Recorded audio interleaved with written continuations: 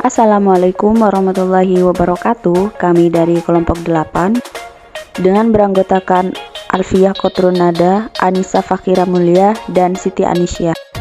Kami akan membahas tentang metode mengajar matematika. Metode pembelajaran matematika adalah cara untuk mencapai tujuan pembelajaran matematika. Jadi, dengan menggunakan metode yang tepat, maka akan menentukan efektivitas dan efisiensi pembelajaran. Suatu metode mengajar dikatakan efektif dan efisien apabila menghasilkan sesuatu sesuai dengan tujuan yang telah diharapkan. Dan penerapannya itu relatif kecil dalam menggunakan tenaga, usaha, biaya, dan waktu. Ada dua macam interaksi yang digunakan oleh guru matematika dalam proses mengajar. Yang pertama, interaksi guru dengan siswa. Yang kedua, interaksi siswa dengan materi. Baik, kita langsung saja ke yang pertama, yaitu interaksi guru dengan siswa. Yang pertama ada metode ceramah. Metode ceramah menurut Syaiful Sagala adalah sebuah bentuk interaksi melalui penerangan dan penuturan lisan dari guru kepada peserta didik. Jadi bisa dikatakan guru ini adalah dalangnya pada saat kegiatan proses pembelajaran. Dalam pelaksanaan metode ceramah ini, guru bisa menggunakan alat-alat bantu seperti gambar, video, ataupun audio visual lainnya. Selanjutnya ada metode diskusi.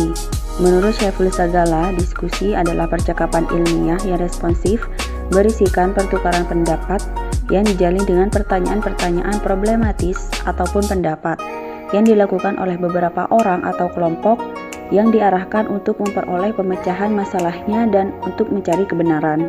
Lebih singkatnya, metode diskusi ini adalah interaksi antara beberapa orang atau kelompok di mana mereka saling bertukar pendapat sehingga masalah tersebut bisa dipecahkan dan dicari kebenarannya.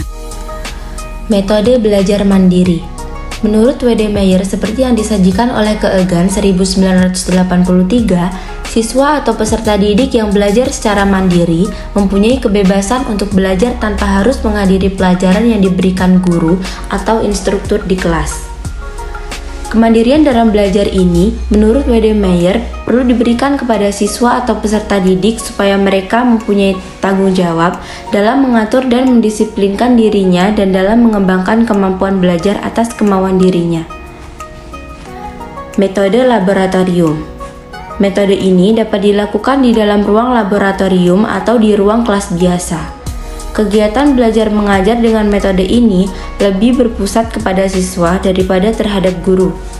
Pelaksanaannya pun bisa secara individu maupun kelompok. B. Interaksi siswa dengan materi. Yang pertama, metode induktif. Merupakan suatu proses dalam berpikir yang berlangsung dari hal yang bersifat khusus menuju hal yang bersifat umum. Sedangkan model pembelajaran induktif adalah sebuah pembelajaran yang bersifat langsung tetapi sangat efektif untuk membantu siswa mengembangkan keterampilan berpikir kreatif. Baik, di sini saya akan menjelaskan tentang interaksi siswa dengan materi. Yang pertama yaitu ada metode induktif. Metode induktif merupakan suatu proses dalam berpikir yang berlangsung dari hal yang bersifat khusus menuju hal yang bersifat umum, sedangkan model pembelajaran induktif adalah sebuah pembelajaran yang bersifat langsung tetapi sangat efektif untuk membantu siswa mengembangkan keterampilan berpikir kreatif. Dalam bidang pendidikan, pendekatan secara induktif dapat dilakukan melalui cara-cara yang pertama yaitu siswa melakukan pengamatan pada hal-hal yang bersifat khusus, lalu guru akan membimbing supaya dapat ditemukan kesimpulannya. Yang kedua yaitu kegiatan utama yang harus dilakukan siswa dalam pendekatan induktif yaitu mengamati, memeriksa, menyelidiki, memikirkan, serta menganalisis suatu konsep. Yang ketiga, memberi bukti-bukti berupa beberapa contoh tambahan yang bisa dijadikan sebagai penyangkal hipotesis. Yang kedua yaitu metode deduktif. Metode deduktif merupakan pembelajaran penjelasan tentang prinsip-prinsip isi pembelajaran, kemudian dijelaskan dalam bentuk penerapannya atau contoh-contohnya dalam situasi tertentu. Langkah-langkah yang digunakan dalam pendekatan deduktif dalam pembelajaran yaitu yang pertama memilih konsep, prinsip aturan yang disajikan dengan pendekatan deduktif. Yang kedua yaitu menyajikan aturan yang bersifat umum lengkap dengan definisi dan bukti. Yang ketiga yaitu model pembelajaran penyiapan atau penemuan adalah memahami konsep, arti, dan hubungan melalui proses intuitif untuk akhirnya sampai kepada suatu kesimpulan.